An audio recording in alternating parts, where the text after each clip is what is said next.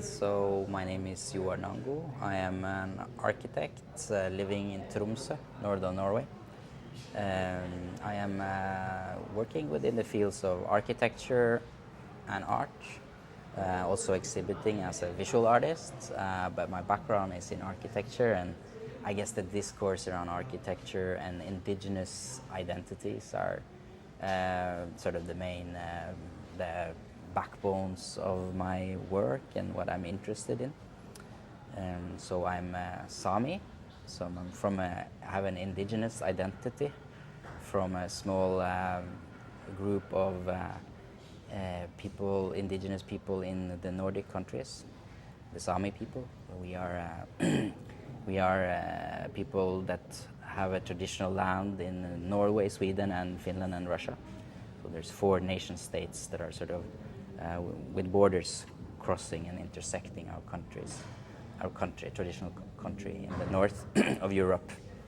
And I have, since I was a student, which was already 16 years ago, been very interested in indigenous, how indigenous cultures in a contemporary way meet the field of architecture, and how these stories of colonization, especially in Europe, are embedded and dealt with within the field of architecture. I have, since I was a student, been a little bit frustrated about the neglect about these type of very political questions. So my practice is very often evolving around creating platforms for discussing these type of topics. And the project you see here, Girjegumpi, which is at the Venice Biennale now in the Nordic Pavilion, is a project that is exactly that. It's a platform for discussing Sámi architecture and indigenous architecture within a European European architecture context. Speaking of Sami culture, can you tell us what characterizes Sami architecture? So Sámi people, we are living in the north of Europe, and it's not so heavily populated area. So I guess our architecture is one that is very much in connection with rural and more sort of Arctic, northern type of landscapes with very often harsh, shifting climates. So there's a lot about our architecture that somehow responds to the very specific Arctic climate. So it's a lot of small-scaled type of shelters and this vernacular type of architecture that we have had traditionally and that we still keep on having is something that inspires me a lot. The way people build and the way people very often use or think resourceful about materials, locally sourced materials. The material flow of building materials are very often very short. You use what you have at hand, what you source locally. There's a lot of organic and natural materials used in architecture, and those type of questions are, for me, very interesting to find inspiration in, and also to build aesthetically around. So a lot of my projects are trying to adopt that type of philosophy, where I come with a few things to the pavilion, but I source most of the material here locally. And also letting, I guess, improvisation and also coincidences inform the building and the architectural production phase in a way. So what I built is also, a lot of it is built from stuff I found when I arrived here to Venice.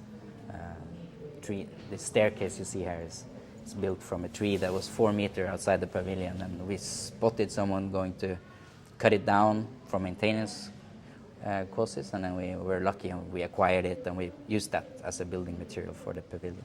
So that type of site-specific, I guess you could also say, way of dealing with materials are for me one of the really core elements in the Sámi architectural way of thinking. Yeah. So how relevant is indigenous culture in today's architectural discourse? Well, I think we are living in a world where all of the silenced voices for generations are emerging for many reasons. I think we have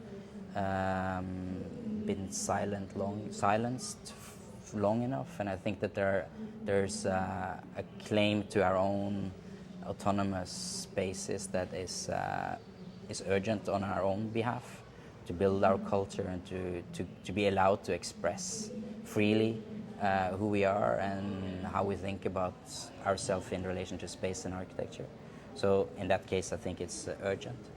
But I also think that in the time that we live, where you sort of see the capitalistic world crumble and collapse around us, I think that this smaller, more landscape-sensitive type of building cultures or traditions can hold a lot of value in terms of sustainability, in terms of relationship to land. I think the way that the modern architecture has removed itself, have created this like monstrous material flows, for example, are well. I think that this. I think that we're in need for alternative, more sensitive ways of thinking about land and nature and material resources. And I think that many indigenous cultures can be great vessels or great voices for these type of more sensitive approaches to architecture space. Yeah, if that was like. And finally, this has been an ongoing exhibition that is also growing. So what can you tell us about the materiality aspect and the different approaches in terms of technique and materials? So for me, this Sámi architecture library, the Girjegumpi project, is also a collective one. So I bring with me great artists, craftsmen. I have a boat builder, I have a timberman, I have a great traditional Joar, a Sámi seamstress here. Katarina speaks Gum, and together the last 3 weeks we have been building this space with what we have found here at the site, and also what some of the elements, the textile elements that we brought from the north. So for me, this sort of site-specific production is, I think it's interesting as a concept. It's interesting as a format for how to create and how to build and keep expanding on this Sámi architectural library, because I wanted to grow. I wanted to sort of expand in conversation. I want other people that are not Sámi to come into the space and to find their own way into the matter. And that's why I also think that building a library is such an important format in a way. I want to share the knowledge. I want other people to meet and sort of building with this like type of generous type of aesthetics, which you see in all these colors and the surfaces, and the tactility of this project is really important tools for me to create that type of generosity and that shared conversation. I think questions concerning indigenous culture and architectures it's a global one and it's a universal one. It's not only for us, it's for the whole humanity to have access to, I think. Thank you.